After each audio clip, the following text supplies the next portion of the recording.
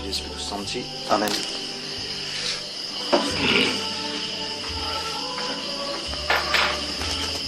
So, two things I forgot to mention. In the Maccabee's mother, she uses a motherly status or motherly power to give the courage to her 7 sons. And also this quote from Judith, admirable quote: "Let it be an everlasting monument to thee, God, that victory was obtained by the hand of a woman." Always this distaste, the distaste of Satan to be defeated by a woman. Because a woman is not a perfect man. It's a bizarre creature in the eyes of this angel. It's weaker. You just put in the corner there. It doesn't matter. It's a weaker creature. Satan is a macho man. He wants to be defeated by a powerful man. He doesn't want to be defeated by a simple girl at the age of 13 from the village of Nazareth in the boondocks of Palestine. Let it be a monument to thee, God. And it's by a woman that all this power was brought down. And that's what's going to happen with the mystery of Our Lady of Fatima. Freemasonry has made a big construction, It took several hundred years for the beasts of the apocalypse to carry this and to bring about this great Babylon, the great harlot of Babylon. And with every nation in the world drinking the wine of its fornication. We are in a state now, the great Babylon is there. And it was brought about by the dragon with the 10 heads, with the 10 main princes. And when explanation was given, I don't remember which apparition explained another one. The 10 heads of the dragon are not are 10 kings, says St. John, but by those kings it refers not to king, monarchs, because they have extinguished, most monarchies, except in Saudi Arabia. But those 10 kings are the powers, great presidents, or great organizations.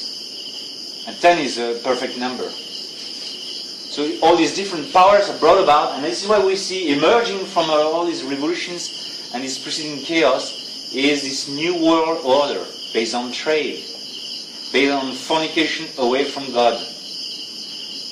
So the worship of man instead of the worship of God. And so the devil has made a big construction. He's made a city based on the love of self. A city based on the one principle is that man has no law except himself. You see that in modern democracy, the rule of what is right and what is wrong is what they call the will of the people. If the people wants to be lesbian, gay, transsexual, bisexual, metrosexual, homosexual, transvestite, anything.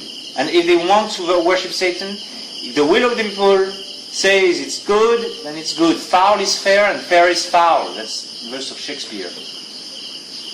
There is no objective order of good and bad. There is no such a thing as natural order. A French politician, long time ago, François Léotard, said, "I am utterly opposed to the idea of a natural order." So we are not taking the dictates of any revealed religion, but we are not also taking the dictates of anybody who tells us the natural law is there and thou shalt not kill, thou shalt not steal. If it's legal to kill and to steal, then it so happens that most of us are against killing each other. Okay. But that would change if we agreed about killing each other. Like one day I met a guy who had met Polytechnique in France. He was a officer in the French army. Just for 1 year, because he was Polytechnician and everything. And he told me, if I don't think that a tree in Siberia exist, if I think that tree does not exist, that tree does not exist. But I told him, that tree exists, whether you think about it or not. No, I don't care. If I think it does not exist, it does not exist. Everything exists if I decide those things to exist. What amazing pride of the modern philosophy. And now the platform of Freemasonry, the core dogma of Freemasonry is the separation of church and state or religious liberty. When the Freemason Cardinal Bea went to the Naibrith, he went to New York, he went to see the most influential Masonic sect. And John 23rd had called the Council of Vatican II, and he went to New York and he asked, what do you ask of the Catholic Church? It's like the question in baptism, so and so, what do you ask of the Church of God? So Bea came to New York, he says, separate brethren, eldest brothers of the Freemasonry, of the Jewish Freemasonry, the Naibrith, what do you ask of the Church of God? And the Jews answered, we ask from the Church of God religious liberty. That's it. Do you ask anything else? Is there anything else that we can do for you? Is there anything else that you want? And they said, no. Yeah, give us religious liberty and the rest will come. It's like for a baby to be born, if the head is born, the baby is born. If the head passes, everything else follows. It's like a cat, if a cat passes his head, the rest of the body of the cat passes. If a serpent puts his head in a hole, the rest of the serpent goes. Just give us religious liberty. That it is man, the conscience of man, that decides the true and false in matters of religion. Not our Jesus Christ, Lord and Redeemer, coming down to us and giving us one revelation and not two revelations. And founding one Catholic Church and not several churches. And give us one faith, not several faiths. One God, but not several gods. One God, one faith, one baptism. One Lord. Who is in us all, says St. Paul. And that's religious liberty. Now, many traditional Catholics now, that includes Bishop Philip, don't understand what religious liberty is. It is not a limited notion. On account of this decree on religious liberty, as je l'avais said, you have destroyed all Catholic states. That is, when Bettinocracy signed the rescinding of the Lateran Treaty between Church and State in Italy, with the same Cardinal Bea, you can notice, or Cardinal Casaroli, with Cardinal Casaroli. When they both signed, they invoked the decree on religious liberty.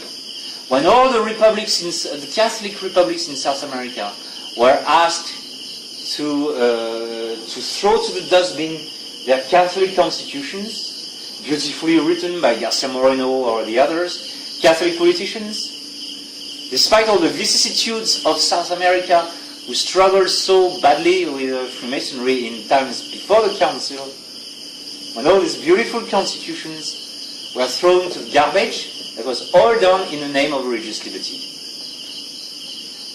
And Paul VI never liked General Franco. Why? Because General Franco was always against religious liberty. And in the Philippines, the same thing. If the Filipino bishop, refused to do anything on civil matters, it's because they are held by this religious liberty of Vatican II. The state should not interfere in matters of religion. It's a main principle of the French Revolution. The French Revolution beheaded King Louis XVI because Louis XVI resisted the Constitution Civile du Clergé, the civil constitution of the clergy, which established the total separation between church and state. Or the placing of the Catholic religion as a state agency under church and state. Because the Jacobins would go further. They want the separation of church and state, but they also want the church to be trampled underfoot by the government. And so they killed Louis XVI because he resisted the constitution civil du clergé. Otherwise, this good old fat, and decadent Louis XVI was no threat to the French Revolution. He came to his palace. He says, King Louis, Citoyen Louis, Louis citizen, you must wear this Frisian helmet. So he put it. So he looks a bit stupid, with his Frisian helmet. So this good old Louis, wearing the Frisian helmet, And Citoyen Louis, you must do this and that and this and that. And he did this and that and this and that. He did plenty of things. And he would not send his guard to stop the French Revolution, which caused 2 million French dead. I do not want to spill French blood. Well, you have it. 2 million French died because you didn't stop that thing at its inception. But nevertheless, the revolutionists were not all that eager to kill him until he refused the Constitution Civile du Clergé, urged by Pope Pius VI, who condemned the Declaration of the Rights of Man. And so they killed Louis XVI, and then the French armies invaded into Italy, and they fetched Pope Pius VI and took him to exile, and he died on his way to Paris, on his way to exile, in the city of Valence, halfway up to France. He died almost a martyr. Because the Masons are very attached to this principle of secular humanism. That they strive to remove all trace of God from the city, from the political affairs of man. You got your religious convictions, you can preach your retreat here, behind closed doors, but do not ever dare to lay any claim on the civil power. Do not ever dare to lay any claim of the rights of Christ and the law of Christ in civil matters. Because that's a return to Christianity as it was supposed to be, as it was in the past. They have dethroned him. They have uncrowned him. That's the book of Archbishop Lefebvre. The whole life of Archbishop Lefebvre hinges on that one question, of the fact that our Lord Jesus Christ has been uncrowned before by the French Revolution, much against the will of the good popes of the time who denounced the French Revolution. And now our Lord Jesus Christ is uncrowned, decrowned by the clerics themselves. Those who are supposed to say, we want him to reign. This is prophesied in the Gospel, in the parable of the vineyard. They kill the servants that the master is sending, and they say this phrase, Nolumus unc regnare. We do not want him to reign. Whereas our Lord in the Our Father says, thy will be done on earth as it is in heaven. So if abortion, contraception, and sodomy are not the will of God, those things must not be done on earth, as there is no abortion, sodomy, and contraception, and pornography in heaven. There is no pornography in heaven, therefore pornography is illegal on earth. Simple as that. The Our Father itself says, thy kingdom come.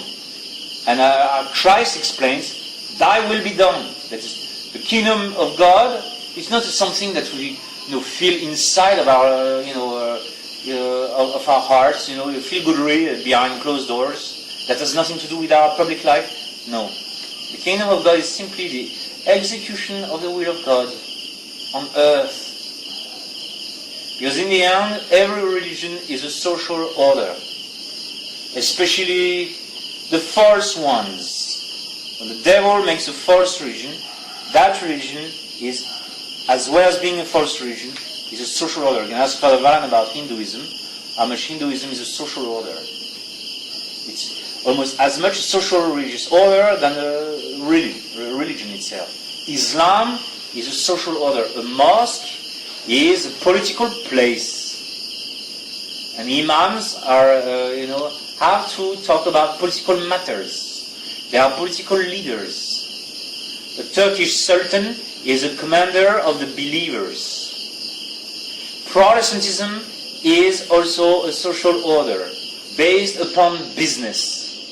Because Calvin says, you do not go to heaven if you are not blessed in business. And some French author, some French Protestant, I don't remember his name, wrote a book about it. He says, why are we French not thriving in business? And he says, because we are not Calvinists.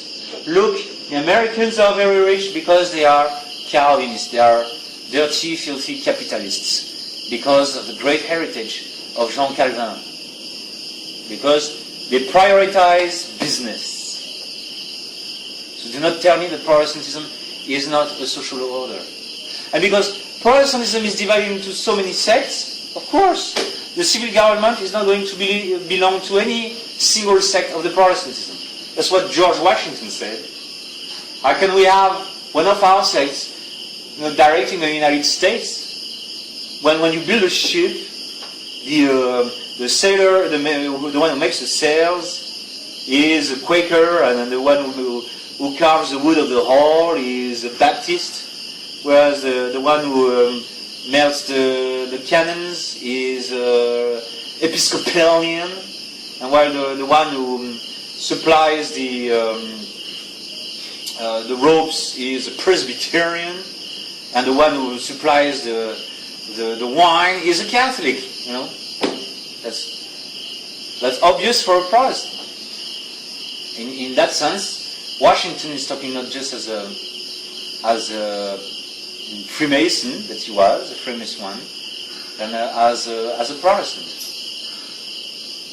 So immediately after the coming of Protestantism, you have those civil wars, and they all get tired of those civil wars, and then they agree that let us not fight anymore, and then let us agree that religion has no more thing to say, at least in the empire as a whole.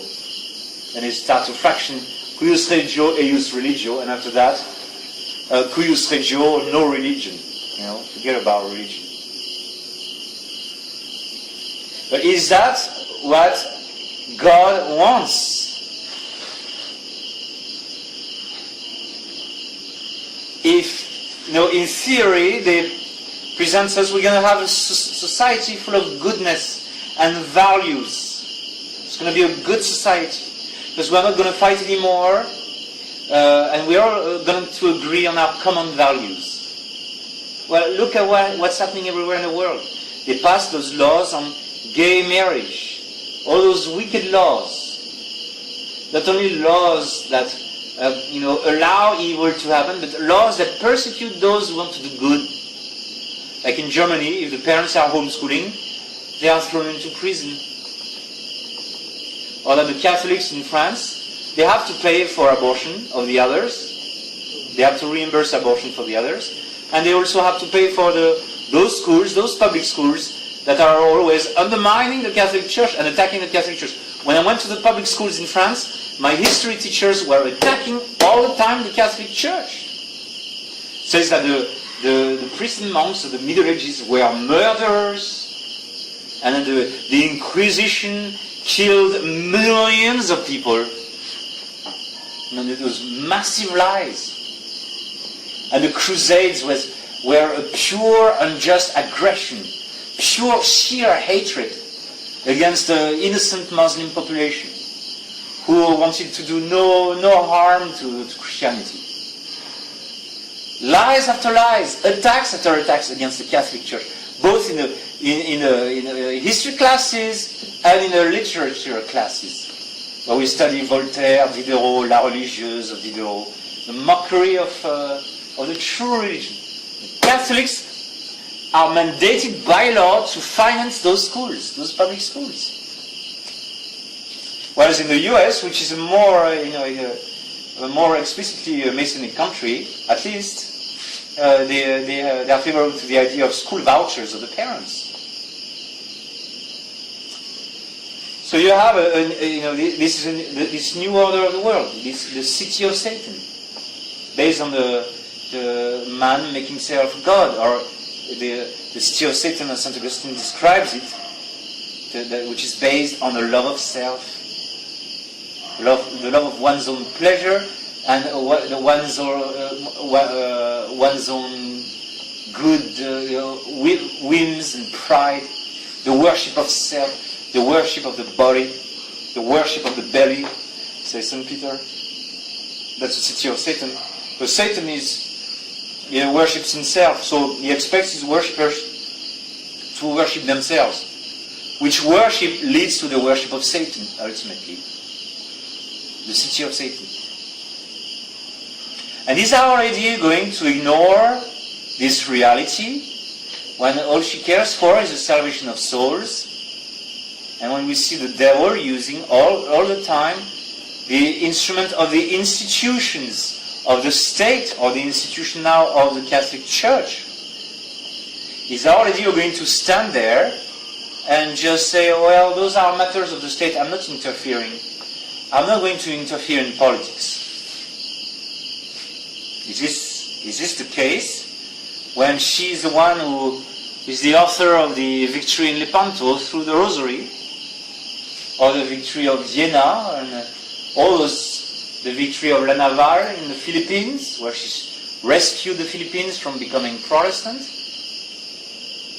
and the victory is a mention of Covadonga, and plenty of other victories. Like even in my hometown, Le Puy, when Napoleon III was not so bad, completely liberal, but wanted to please the Catholic electorate, when he won the war in Crimea, he took the Russian cannons and he melted them into making a statue of Our Lady on top of a volcanic chimney. It's very beautiful. It's a beautiful setting.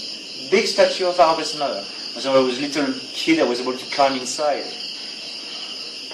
The true statue of the liberty. Probably it's around that time that the Freemasons had the idea to replicate this idea, to replicate that statue into making their own statue of their own lady.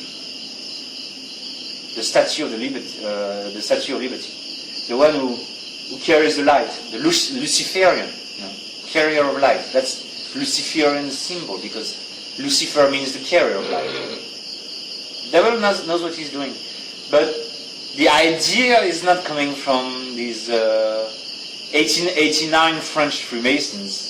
It's coming way before. It was the first idea of the true Statue of Liberty came after the victory in Crimea, because there was still a Catholic population that wanted to honor publicly Our Blessed Mother, with the outcome of this cruel war of Crimea, which was a very difficult war. Anyways, so is Our Lady going to stand by and care less about the situation of nations? And just tell people to be nice, and to be hoppy, dopey people, like Our Lady of Medjugorje. Our Lady of Fatima is going to put her finger straight where the wound is. She's going to put her finger on the main error of Vatican II, which is religious liberty, or separation of church and state, by requesting the consecration of a nation state to the Immaculate Heart. And that stays across, we have the expression in French, ça reste en travers la gorge des francs-maçons. That stays across the throat of the Freemasons. It's a bone that they cannot swallow. It's something that is straight against their theory that the polity, or the res publica, the public thing, the public affairs, are not to be placed under a religious power, a religious sway. And now he's asking a consecration. That is, she wants the Pope to recognize publicly that Russia belongs to Our Lady. Just like in old times, France was a kingdom of Our Lady. It belonged to Our Lady. When the French were building cathedrals, they could not help but call that cathedral Notre-Dame. So you got Notre-Dame de Bourg, Notre-Dame de Chartres, Notre-Dame de Paris, Notre-Dame de Reims. most of these French cathedrals are Notre Dame, the most famous one, at least. And the emblem of France is the lily, which is the emblem of our Blessed Mother. When the King of France, King Louis VII, he was hearing the sermon of Saint Bernard, and it was the 12th century, so at that time everybody was scratching his head to find which heraldry they would choose for their blazon, for their shields and everything. They were not using heraldry before that century, but it was a fashion among the nobles to find a heraldry, to find a symbol, to define themselves. And Louis VII called very pious, and then he heard the sermon of Saint Bernard. Saint Bernard would admire the verse of the Canticle of the Canticles, 2 verses. I am the lily of the valley, which represents the humility of Our Lady. She's a lily of humility. And also in the valley, you've got the waters of grace. Whereas the dry summits of the mountains represent pride, and they are dry. The grace of God doesn't stay there, whereas in the valleys, the grace of God always goes. And Saint Bernard also explained at length, while the other verse, Sicut lilium inter spinias, I am the lily among the thorns. Our Lady is the only lily of purity among the thorns, which are us, who are full of sin. She's full of grace, we are full of sin. We are thorns to the heart of our God, very often. Whereas Our Lady is our lily. So the King of France was impressed by those sermons. I says, yes, that's it. That's the symbol of my kingdom. Let the lily be the symbol of France. And the fleur-de-lis, then from this time on, became the symbol of France. Until now. The French flag is a white flag, the white flag of the Our Lady Immaculate, with lots of golden lilies. Or a blue flag, this blue, the blue of Our Lady, with 3 lily flowers. Like in the heart of Our Lady, it doesn't appear very, very well. Maybe I should ask the carver to paint those lilies. So the flame comes out of the heart of Our Lady, and you get 3 lilies. Because Our Lady is the lily of the Holy Trinity. The lily which is also a very Trinitarian flower. You get twice those 3 petals. That's why the stilicized lily has 3 petals up and 3 petals down. It's stilicized. That's not the way the lilies are in the nature out there. There is just a distant resemblance. But that became the symbol of Catholic France. And then they did away with that flag at the French Revolution. They took the Parisian colors, because the French Revolution started in Paris. All other revolutions after that, the Revolution of 1830, the Revolution of 1848, and the bloody Commune of Paris in 1871, and May 1968 revolution, intellectual revolution at least. All those revolutions started from Paris. So the flag of Paris is the flag of the revolution. Originally it was an innocent flag, with the motto Fluctuat nec mergitur, the city of Paris. But they chose the colors of Paris because Paris was always ahead in revolt. It was a nest of Masons by the end of the 18th century. So they did away with the lilies, and then they replaced it with a new Masonic trinity of liberty, equality, and fraternity, which was replicated in Vatican II with religious liberty, ecumenism, equality of religion, and fraternity, which is collegiality. That the bishops are equals with the authority of the Pope. So is Our Lady going to be indifferent to this reality? No, she puts her finger on the wound. The wound is precisely that the nations have uncrowned her son. And she's not going to like it. Because all she cares for is the kingdom of her son. And the quickest way for the return of her beloved king is the shortcut to the return of this king of love is through the consecration of Russia, of the consecration of a major power that has caused major disturbances to the world repeatedly, time and over, in the 20th century.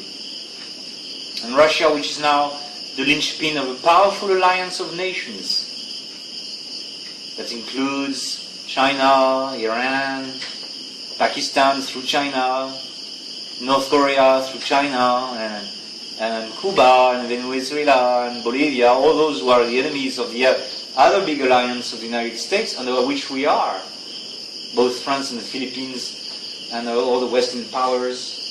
So these two blocks, imagine the consequence of Russia publicly converting. And the idea refers to the conversion of Russia, something also that goes against Vatican II error of ecumenism. Because you see, the Novus Ordo clearly refused to talk to the Russian Orthodox about conversion. We can talk about conversion to them because the Patriarch of Moscow excludes and gets very angry if we ever dare to talk about conversion from him. He's the one who's talking to us about converting into his own schism. But it's out of the question that we request him to convert.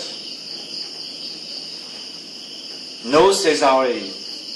I want this nation to be considered. Unless you do that, you're going to have wars. You will pay the bill. So, major war is coming. When it's going to stop, nobody knows. Crises erupt. So they send diplomats and everything, and they are able to put off the start of that war. So I'm not giving any dates. Bishop Williamson used to give dates. He's much more prudent now.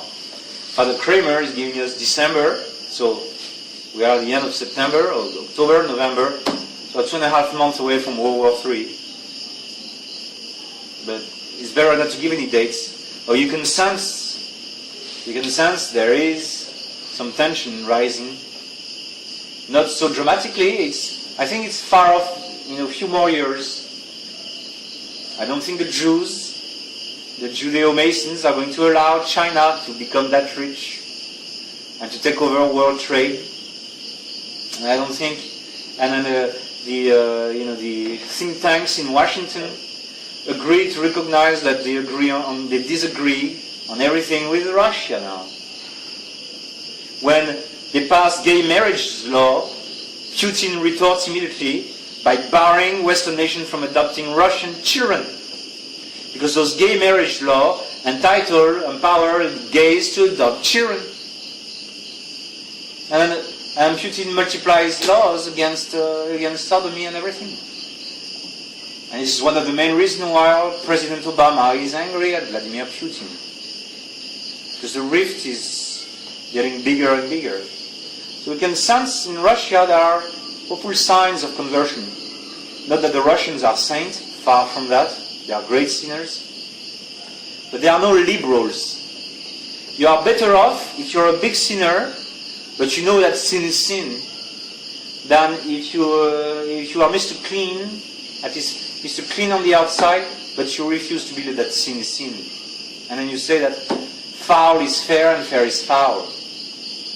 And what is good is bad and what is bad is good.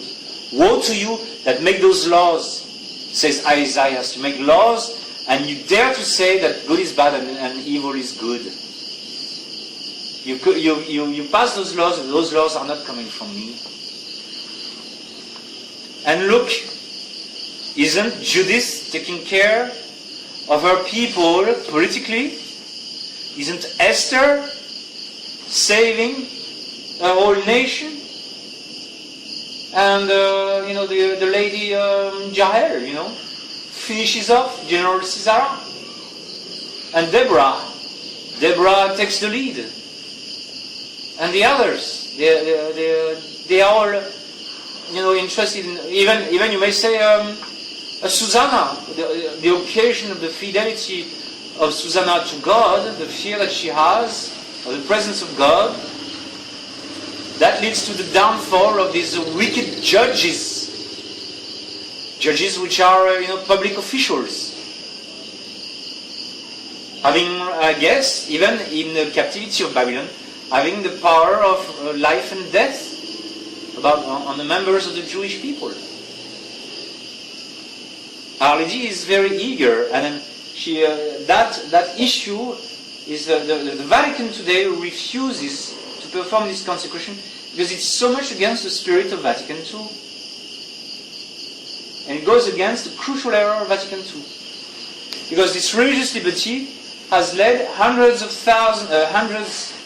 of millions of souls to hell, because it has opened the floodgates of the born again and Pentecostal missionaries into South America, in such a wise that South America is leaving the Catholic Church and entering the Protestant religion. They become born again after a few generations of people, because they think the children think that their born again parents are crazy. The third or fourth generation, they are atheists, not born again. Well, half of them crazy born again, and the other half insane atheists. That's where it leads to. The destruction of the Catholic Church. Because of this one document of the Council, this crucial document. And there was the biggest fight. That document was about not to be passed. Archbishop Lefebvre and his 250 friendly bishops almost succeeded into repelling the text. But Cardinal Bea, allowed them to put some traditional phrases in the document, saying, of course, by religious liberty, we don't mean that there is not, one single truth, and that we do not mean to say that man hasn't got the duty to follow the one truth which is objective and everything. But at the same time, they put the contradiction in the text, and that's sufficient for them. That they pass the principle of religious liberty is that the civil government should not interfere and refrain those guilty of error from spreading their errors. That it is a natural right of man, it's an inborn right of man to have the freedom to spread errors. If he acts, of course, according to the dictates of his own conscience. It's a right, it's a natural right. That's what the Masons wanted to have in the text, which is the exact opposite of Contra Cura and the syllabus of Pope Pius IX, which is in itself a heresy. It's a heretical statement of the Council of Vatican II. It's not a statement which is reconcilable with difficulty. It's not reconcilable with difficulty. One of the priests of Don Gérard wrote, 3-volume set in that thick, 2,500 pages, to reconcile the Unitatis Humanae with Contra Cura and the syllabus, with all kinds of convoluted intellectual contortions. No, those two things are logical opposites, and that's why the Cardinal Sweden said Vatican II is 1789 in the Church. Cardinal Ratzinger says, at last the Council of Vatican II has assimilated within the Catholic Church the liberal values that were reigning over the world before the Council. But Our Lady views things otherwise. And she is the one who was instrumental into the crushing of Islam many times over. She's got a special attention, she devotes a special attention to Islam in different ways. That, when I was in India, I heard about Saudi women being Christian out of devotion for our Blessed Mother. Possibly in heaven, we will find little ones who were, overrun by Islam in the thick of Islamic countries with no way whatsoever to be able to ever meet a priest or be baptized or anything. We will find in heaven people who were fetched from these very anti-Marian places, being fetched by the Mother of God herself. At least in Bombay, in the Novena Church in Mahim, you always have lots of Muslim women. They go there to express their devotion to the Mother of God. So, to what extent, I mean, I'm not saying that they are all perfect, because probably most of them still worship Allah, you know. But for those who abandon Allah and pay a visit to Our Lady, certainly many of these have been fetched by our Blessed Mother herself. And the prophecies of the Holy Man of Tours and Mary Jaime, the French mystic, and others, they prophesize the destruction of Islam not too far from now. Because if Russia becomes Catholic, then the union, the Eastern Schism is resolved, and Christianity becomes true Christianity. Catholicism becomes huge. That conversion is also made at the hand of the Pope. That is, the modernists don't like the idea of Russia converting by the hands of the Pope. That means indirectly that Russia is placing itself under the papacy. They don't want that either. And it's the whole reunion of the schismatic side with the Catholic side under the papacy. It makes a massive Christianity again. And this would demonstrate to the Protestants that before Martin Luther, before this even started to exist, there was a Mass, there was the Holy Eucharist, you had those 7 sacraments. Because now you have one church that follows the same order of the sacraments, and this one church is united under the one same head, which is the papacy in Rome. And that, I would say, triggers the next domino, which is Protestantism, which in turn would probably convert other nations that are not yet Christian, like India, which is always very well disposed towards Christianity, and China, which is longing for Christianity. Now they are falling into the wrong kind, into the Protestant kind. But still, still those poor Chinese, oppressed by the communism, they are longing for Christianity. It's definitely the case. So that would trigger a massive triumph, from one nation to the next. It will simply not be just Russia converting, but other nations converting. And that's what the devil is very much afraid of. Because of the influence that Russia yields, not only on its neighbors, because by the word Russia you could mean the Slavs, this whole family of the human race that includes Ukraine, which is already Catholic. The difference between what's separated politically Ukraine from the rest of Russia, because Russia was supposed to be founded in Kiev, not in Moscow. What separates Ukraine from Russia is the fact that Ukraine remained faithful to the Holy See. Same thing with Poland. Why did Poland suffer so much at the hands of the Russia in past history? Because Poland remained Catholic, thanks to the massive counterattack of the Jesuits, who rescued Poland from Protestantism. Poland remained a Catholic nation. It is still 40% Catholic to this day, which is a very high proportion in godless Europe. So, much is to be obtained from this consecration of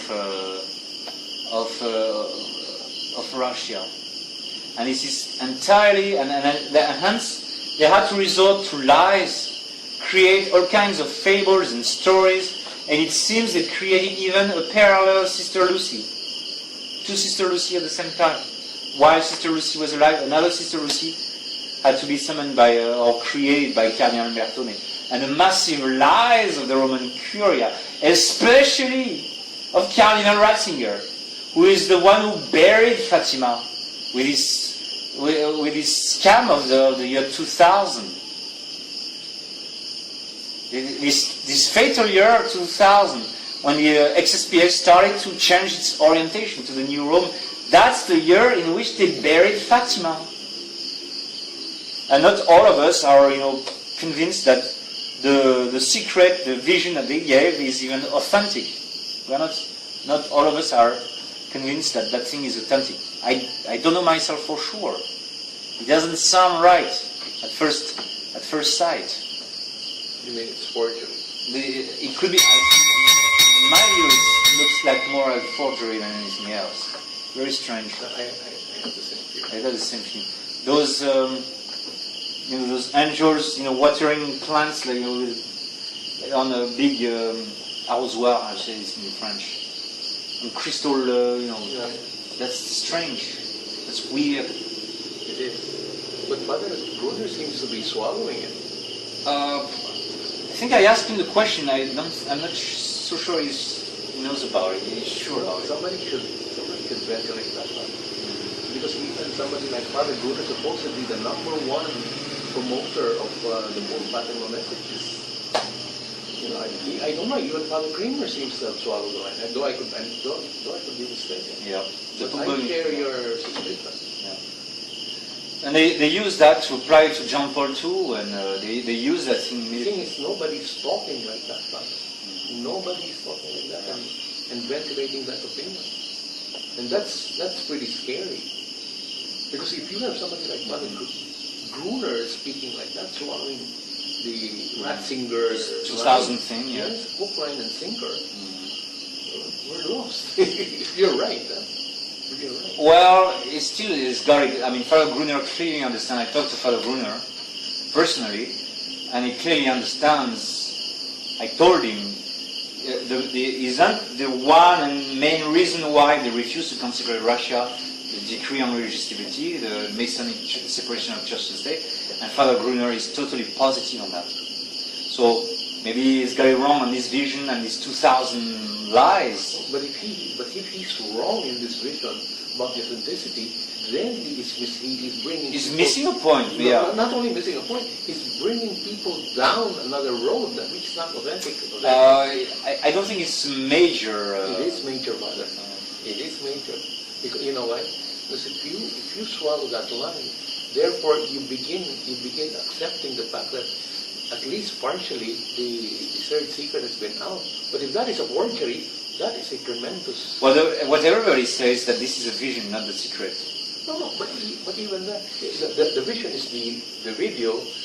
What is missing is the audio. Everybody's clear on that. The audio is missing. But what you're saying is even the video is wrong, and nobody's saying that. That's why that's critical. You better start talking about it. Yeah. And the main thing is the fact that what Our Lady is requesting is a nation state to be consecrated. That thing is used by the Novus Ordo in order to do the John Paulatry. They are using it in order to say this is all accomplished. What that vision refers to, it refers to the pontificate of John Paul II, and that's part of the John Paulatry, and that's why I find it very suspicious. Plus the weird content of the weird content. I was struck by it. I got a feeling that I think it struck me as there's something. I don't like it. Yeah. I don't like it. It doesn't look like it's fine. The thing that gets me is that Father Gruner and company are swallowing it. How can they? But in any case, the main point remains the desire of our Blessed Mother to have her Son reign over the city. You're the first priest to say something like that, but it has been with me. Yeah. You're the person who said that. I don't know. No, I don't think I'm the only one. I don't think Father Pfeiffer believes in that thing either. Well, we better get something going. I mean, in the same way that many people are now misled in the SSP's mainstream that this is the real thing, there's another version happening in the Fatima camp also that people are without their meat. Well, next time I meet Father Gruner, I'll ask him the question. Okay. All right.